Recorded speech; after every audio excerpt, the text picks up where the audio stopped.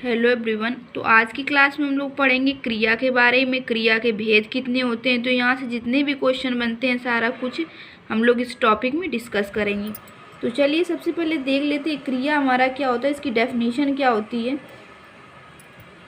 तो जिन शब्दों से किसी कार्य का होना या करना समझा जाए उन्हें क्रिया कहते हैं। जिन शब्दों से किसी कार्य का होना या करना समझा जाए उन्हें क्रिया कहते हैं। ये आप सब लोगों को पहले से भी पता होगा, जैसे कि खाना, पीना, पढ़ना, लिखना, चलना आदि, ये सारी हमारी क्या हैं, क्रियाएं हैं। तो चलिए इसके बाद हम देख लेते हैं क्रिया के भेद। तो क्रिया के मुख्य रूप से दो भेद होते हैं, सकर्मक क्रिया और अकर्मक क्रिया। यहाँ से बहुत ज़्यादा क्वेश्चन बनते हैं, तो आप लोग अच्छे से समझिएगा। सकर्मक क्रिया हमारा क्या होता है, जिसको इंग्लिश में बोलते हैं ट्रांजिटिव वर्ब। जिन क्रियाओं के कार्य का फल कर्ता को छोड़कर कर्म पर पड़ता है। यहाँ पे नोट करने वाली बात क्या है, जिन क्रियाओं के कार्य का फल कर्ता को छोड़कर किस पे पड़ता है, कर्म पे पड़ता है, उन्हें हम क्या कहते हैं, सकर्मक क्रिया कहते हैं। जैसे कि यहाँ उदाहरण दिया गया है, अध्यापक ने लड़के को पीटा। तो यहाँ कर्ता को छोड़कर किस पे पड़ रहा है, कर्म पे पड़ रहा है प्रभाव, पीटा। ठीक है। लड़कों ने आम खाए, तो लड़कों ने क्या खाए, आम। तो यहाँ पे हमारा क्या हो जाएगा, सकर्मक क्रिया, क्योंकि ये हमारे कर्म पर प्रभाव पड़ रहा है। आम हमारा यहाँ पे क्या है, कर्म। इसी प्रकार से अकर्मक क्रिया क्या होती है, जिन क्रियाओं के कार्य का फल कर्ता में ही रहता है, मतलब कर्म पे नहीं पड़ता है, सीधे कर्ता पे रहता है। जैसे कि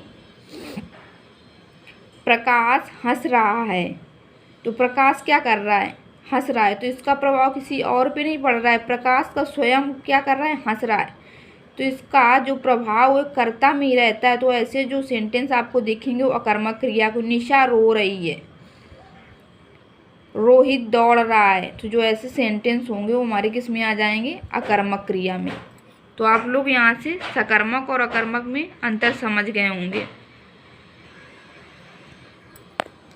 इसके बाद हम देखेंगे क्रियाओं के अन्य भेद कौन कौन से होते हैं। क्रियाओं के चार अन्य भेद भी होते हैं, जैसे कि संयुक्त क्रिया, नाम धातु क्रिया, प्रेरणार्थक क्रिया, पूर्वकालिक क्रिया। तो चलिए एक एक करके यहाँ से भी इनको भी डिस्कस कर लेते हैं, ताकि आपके जो भी क्वेश्चन इस टॉपिक से बने एक भी क्वेश्चन आपका छूटने ना पाए। तो सबसे पहले हम बात करते हैं संयुक्त क्रिया, जिसको इंग्लिश में बोलते हैं कंपाउंड वर्ब। दो या दो से अधिक क्रियाओं के योग से जो पूर्ण क्रिया बनती है उसे संयुक्त क्रिया कहते हैं। जैसे कि इसके नाम से आपको संयुक्त मतलब दो वर्णों के मेल या क्रियाओं का मेल, कुछ भी, तो संयुक्त करने से जो चीज़ बनी है वो हमारी क्या कहलाएगी, संयुक्त क्रिया कहलाएगी। जैसे कि राम खाना खा चुका है, इस वाक्य में खाना और चुकना दो क्रियाओं के योग से पूर्ण क्रिया बन रही है। ठीक है, राम क्या कर चुका है, खाना। तो जो ऐसे सेंटेंस, ऐसे उदाहरण आपको दिखेंगे, राम खाना खा चुका है, रोहित खेल चुका है, ऐसे जो भी सेंटेंस बनेंगे जिसमें दो क्रियाओं का योग हो रहा होगा वो हमारे क्या कहलाएंगे, संयुक्त क्रिया कहलाएंगे। इसके बाद हम देखेंगे नाम धातु क्रिया। जो क्रियाएं संज्ञा या विशेषण बनाती हैं उन्हें नाम धातु कहते हैं। अब इसको आप लोग समझिए यहाँ से, जैसे संज्ञा, बात से बतियाना, हाथ से हथियाना, चिकना से चिकनाना, जो ऐसे क्या करती हैं, जो क्रियाएं संज्ञा या विशेषण बना देती हैं उनको क्या कहते हैं, नाम धातु क्रिया कहते हैं। तो उनको आप बहुत ही आसानी से समझ सकते हैं। जैसे कि बात का बतियाना लिखा होगा, हाथ से हथियाना, चिकना से चिकनाना, और भी बहुत सारी क्रियाएं जो भी होंगी आप इसको समझ जाएंगे आसानी से।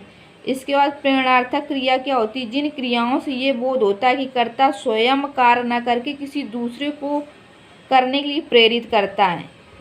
कर्ता क्या होता है, यहाँ पे स्वयं कार्य नहीं कर रहा होता है, किसी दूसरे को प्रेरित करता है कार्य करने के लिए, वो क्या कहलाता है, प्रेरणार्थक क्रिया कहलाती है। जैसे लिखना। अब लिखना क्या हुआ, जैसे कोई लिख रहा है, जैसे कि मैं लिख रहा हूँ, तो ये हमारा क्या हो जाएगा, खुद कार्य कर रहा है। ठीक है, तो कर्ता खुद कार्य कर रहा है, लेकिन मैं किसी से लिखवा रहा हूँ। ठीक है, सीता से मैं अपनी निबंध लिखवा रहा हूँ, या कुछ भी बोल सकते हैं। तो लिखवाना जो हो जाएगा प्रेरणार्थक क्रिया हो जाएगी, कर्ता स्वयं कार्य नहीं कर रहा है, किसी दूसरे से कार्य करवा रहा है। जैसे पढ़ना, जैसे अध्यापक, बच्चा यदि खुद से पढ़ रहा है तो मैं पुस्तक पढ़ रहा हूँ। ठीक है, यदि अध्यापक बोल रहा है पढ़ने के लिए तो क्या हो जाएगा, वहाँ पे पढ़वाना, तो यहाँ पे क्या हो जाएगा, प्रेरणार्थक क्रिया के उदाहरण होंगे ऐसे। इसके बाद हम देखेंगे पूर्णकालिक क्रिया क्या होती है। जिन क्रियाओं के पहले कोई अन्य क्रिया आए उन्हें पूर्वकालिक क्रिया कहते हैं। इसके साथ कर या कर के प्रयोग होता है।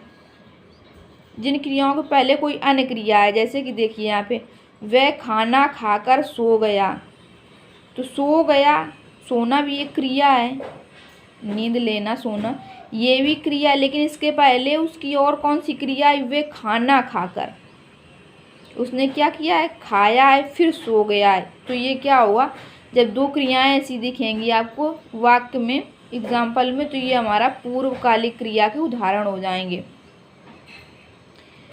ठीक है, तो आज के क्लास में हम लोग इतना ही देखेंगे। हमारे जो क्रियाओं के अन्य भेद थे, इसके अगले क्लास में हम क्या डिस्कस करेंगे, इसके अगले क्लास में हम डिस्कस करेंगे क्रियाओं के रूपांतर जो हमारे होते हैं, वाच्य, कृतवाच्य, कर्मवाच्य, भाववाच्य, वो सारा कुछ देखेंगे। तो चलिए आज की क्लास में इतना ही रखते हैं, मिलेंगे नेक्स्ट वीडियो में। Thanks for watching.